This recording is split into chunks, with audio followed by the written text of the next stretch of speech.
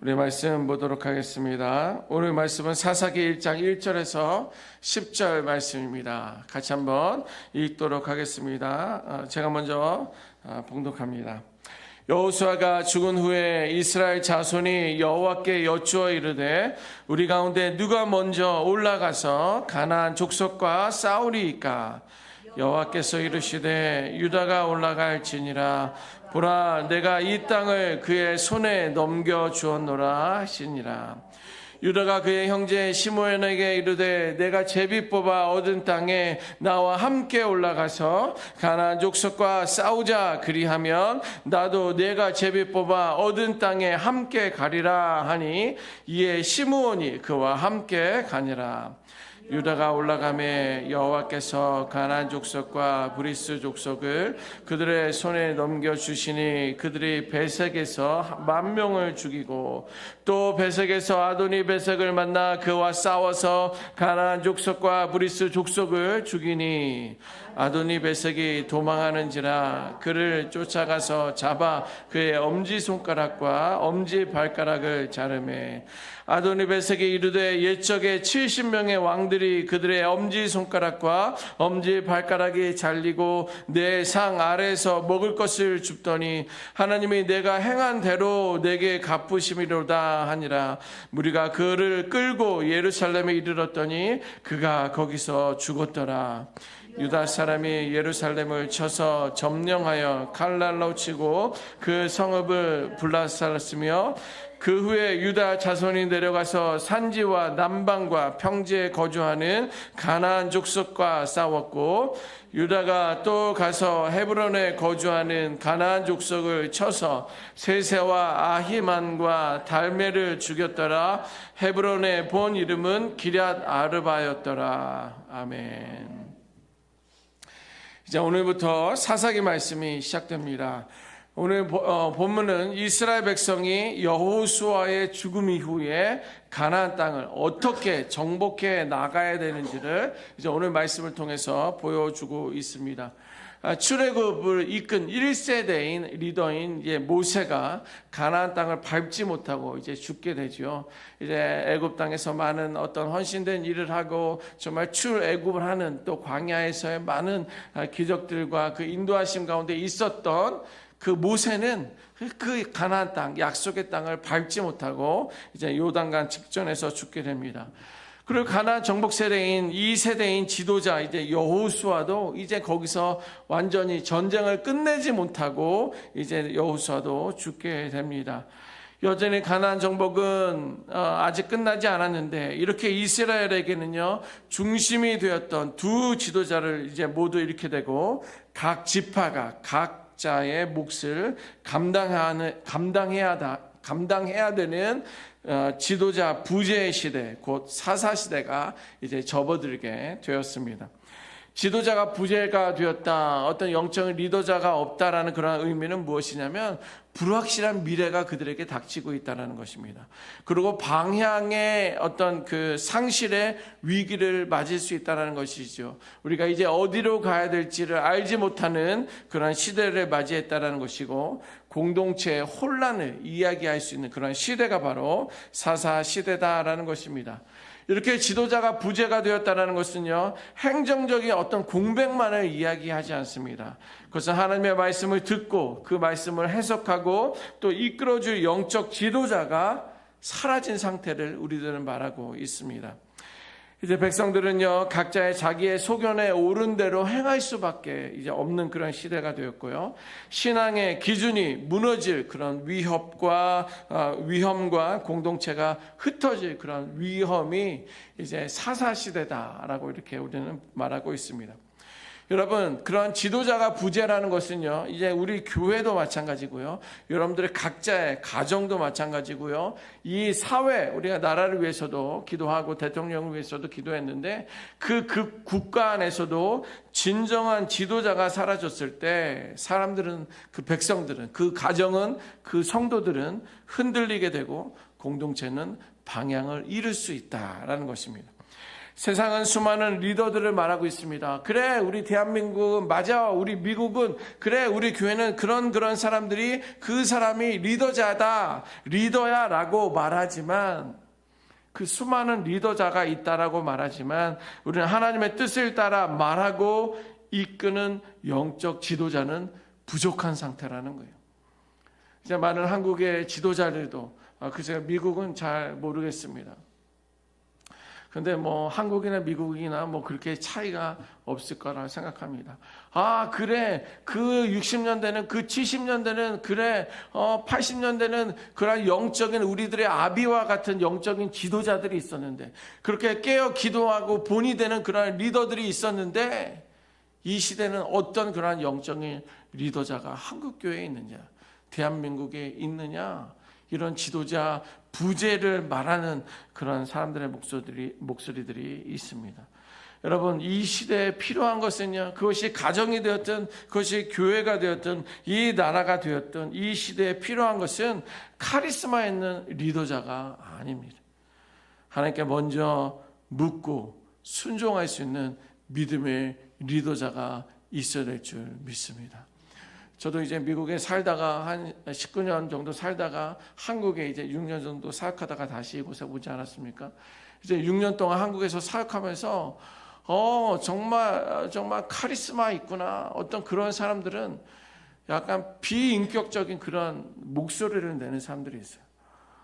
예배 시간이 되었던 뭐 어떤 시간이 되었던 막말을 하고 그런 모습들을 보면서 많이 속상했었던 그런 생각들을 갖게 되었습니다. 그리고 그것이 카리스마가 있다라고 생각을 해요.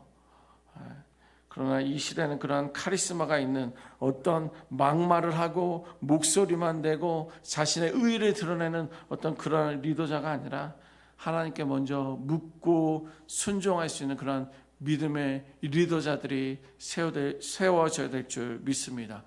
우리가 기도한 것처럼 이제 곧 대한민국의 21대 대통령 선거가 이제 시작이 되었습니다. 이제 재외 동포들에 대한 어떤 선거도, 사전 선거도, 투표도 이제 시작이 되었는데요. 이 중요한 시점에서 우리의 국민은 누가 지도자가 되어야 하는가에 고민을 하고 있습니다. 그런데 우리는 더 중요한 질문은 뭐냐면 우리는 어떤 기준으로 지도자를 바라봐야 되느냐라는 그러한 질문을 해보았으면 좋겠습니다. 겉으로 드러난 능력이나 언변이 아닌 정의와 진리 가운데 하나님 앞에서 겸손과 책임을 가진 그러한 지도자가 당선되어야 되겠습니다. 또 그러한 지도자를 분별할 수 있는 어떤 그러한 안목이 우리들 가운데 있어야 되겠습니다.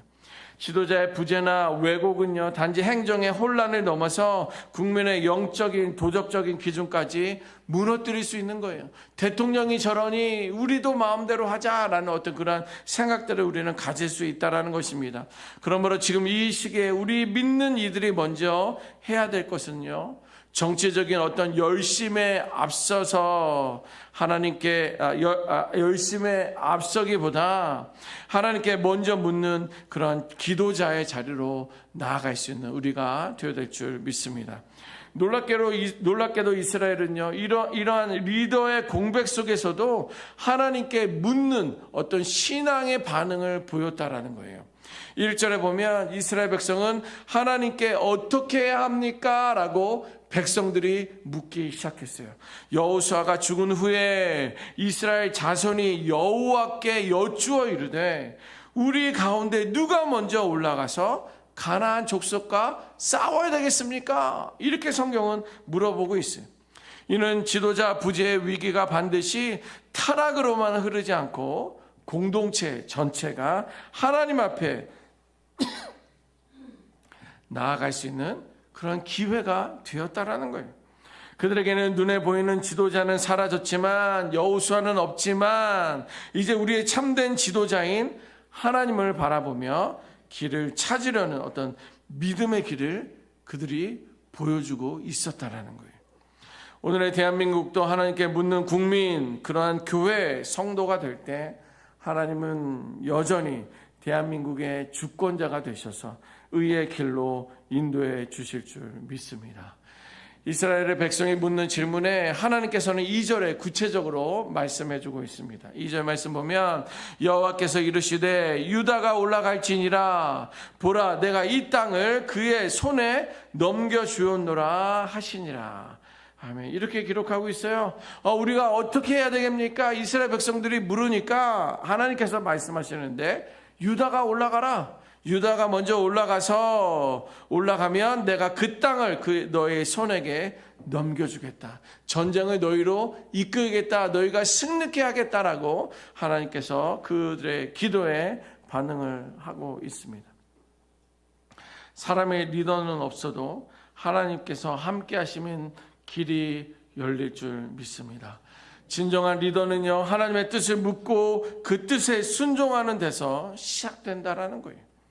하나님께 묻는 것은요, 하나님의 주권자로 인정하는 것이고, 하나님께 묻는다는 것은 인도자로 인정하는 것이고, 그리고 내가 주도하지 않겠다라는 그런 결단이 하나님께 묻는 데 있다라는 거예요. 이제 하나님의 말씀에 따라 이제 유다가 움직이기 시작했습니다. 자기의 마음대로 다른 지파가 전쟁에 앞서 나아가지 않았어요. 유다가 말씀에 따라 움직였는데 형제 지파인 시므온에게 이제 함께 가자라고 이야기를 합니다. 하나님의 인도하심을 따라 전쟁에 나아가게 되고 결과는 어떻게 됐습니까? 하나님께서 그들과 함께 하셨습니다. 그들이 싸우자 하나님은 강한 적들을 무너뜨리며 큰 승리로 이끌었다라고 성경은 기록하고 있어요. 심지어 아도니 베섹이라는 그러한 왕이 이러한 고백을 하는 거예요. 하나님의 공의 앞에 무릎을 꿇으며 이렇게 고백합니다. 하나님이 내가 행한 대로 내게 갚았다라는 그런 이야기를 하는 거예요. 자기의 전쟁에서 이길 때 정말 70명의 어떤 왕자들의 발가락과 손가락을 어떤 베는 그런 일들이 있었는데 이제 전쟁 가운데 내가 이스라엘의 하나님께서 내가 행한 그대로 나를 갚아주셨다라고 어떤 이방 왕인 아도니 베섹이 그렇게 고백을 합니다. 이 전쟁은 역시 하나님이 이끄시는 것이구나. 하나님이 하고 계시는구나 라는 것을 이방 왕까지도 알게 됐다라는 거예요. 고백하게 됐다라는 거예요. 인정하게 되었다라는 것입니다. 여러분, 이것이 하나님의 뜻을 묻는 공동체가 걸어야 되는 그러한 길입니다. 그리고 하나님의 말씀에 따라 순종하고 연합할 때 그 공동체는 분열하지 않았고 혼란에 빠지지 않았으며 하나님의 손에 붙들려 놀라운 승리를 경험하게 되었다는 것입니다. 오늘 우리도 마찬가지입니다. 신앙의 성숙이라는 것은요, 하나님께 먼저 묻는 삶이 되어야 합니다. 그 뜻을 따라가는 공동체적 순종으로 드러나야 될 줄 믿습니다. 오늘 우리의 가정과 교회 또 이 나라가 하나님의 뜻을 먼저 묻고 따르는 공동체가 되기를 소망합니다. 주여, 우리가 주의 뜻을 먼저 묻고 따르게 하여 주옵소서. 그런 삶으로, 그런 믿음의 고백으로 살아갈 수 있는 우리 모두가 되시기를 주님의 이름으로 축원합니다. 아멘. 기도하겠습니다.